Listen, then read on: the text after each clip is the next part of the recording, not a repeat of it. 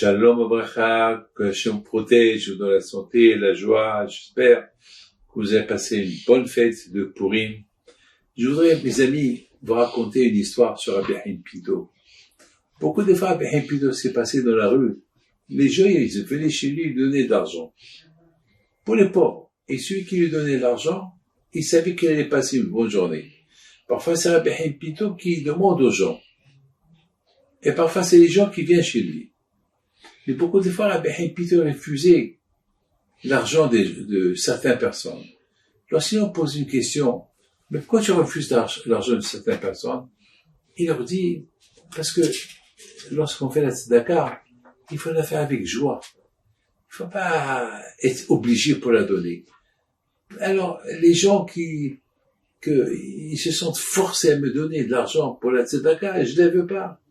Parce que l'argent que je reçois de quelqu'un, je la donne à quelqu'un. Alors, si lui, il la donne pas avec joie, alors, cet argent, il n'a pas de bracha. Moi, je vais donner la bracha. Alors, c'est tellement extraordinaire que lorsqu'on fait la tzedaka, alors, tu la fais, fais-la bien. Sinon, c'est pas la peine de la faire. Mes amis, je raconte une belle histoire encore. Il y avait une fois quelqu'un qui est venu chez moi. Et c'est quelqu'un il n'a pas l'air d'être un rabbin. C'est quelqu'un qui est un juif normal. Il m'a dit, Rabbi David, j'ai un petit problème, ça vous dérange pas, une bracha. J'ai posé la question, est-ce que tu étudies un peu la Torah? Il m'a dit, Rabbi David, bien sûr, j'étudie tout le temps. D'ailleurs, voilà, je vais faire une fête la semaine prochaine, parce que j'ai terminé tout le chasse, tous les livres du Talmud, j'ai terminé, j'ai fait une fête. Et ça m'a fait plaisir. Ça m'a fait plaisir. C'est un monsieur qui n'est pas riche, et qui n'est pas milliardaire, et que le pauvre, il faut qu'il travaille dur pour avoir sa parnassa, et malgré tout, il trouve le temps pour étudier la Torah. Et en plus, vous savez que le sage, ils disent,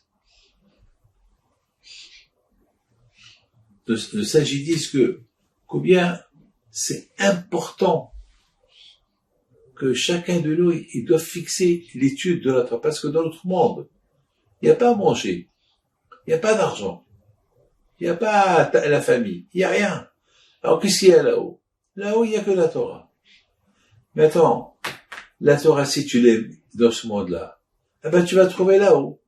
Mais si dans ce monde-là, tu l'étudies pas, qu'est-ce que tu vas trouver là-haut? Rien du tout. Donc, tu vas t'ennuyer.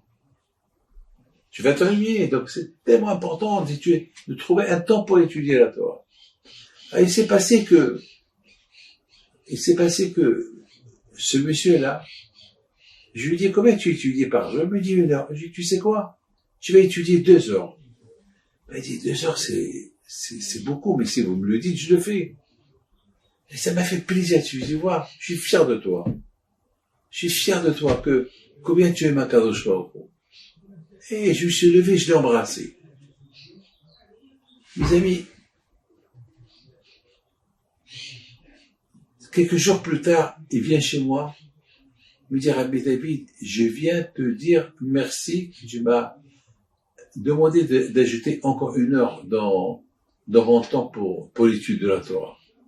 J'étudie maintenant 1 heure, comme toujours, le matin, et maintenant 1 heure le soir. Il me dit, alors je pose la question, pourquoi tu es content? Il me dit, parce que j'ai fait des travaux à la maison, et l'électricien, cette semaine, il a laissé un endroit dans la maison où il y avait les fils dehors, et il les a pas sécurisés. Et malheureusement, mon fils, il avait dans ses mains une clé. Il a trouvé les clés. Il a commencé à jouer avec les clés et il a découvert les fils électriques. Il a commencé à jouer avec les fils électriques et ça a fait une explosion que la clé s'est cassée en 2. Et mon fils, il est resté vivant. Parce qu'avec le fer, L'électricité elle passe au fer, elle le fait, et l'électricité elle passe au fer, du fer, elle passe à l'enfant. L'enfant il a eu avec une petite brûlure dans les mains, pas plus. Les médecins ils ont rien compris que l'électricité il est resté rien qu'au bout du doigt et qu'il n'a pas traversé tout le corps.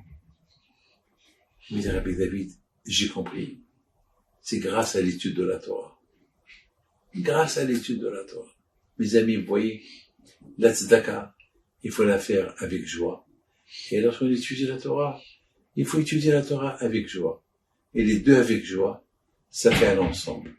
Mes amis, que Hachem vous protège. C'est ça Purim. Après la fête de Purim, il faut pas qu'on s'oublie. Ouais, maintenant ça y est, la fête elle est passée, on fait ce qu'on veut. Non. La fête de Purim, c'était à cause que on s'est relâché de la Torah, Amal est venu. Maintenant, il faut se renforcer.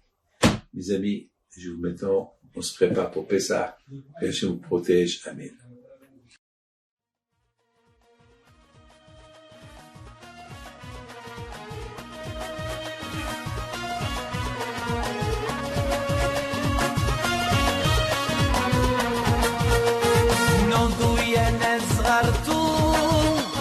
على ربيع حيم بنتو وقف لنا زي خو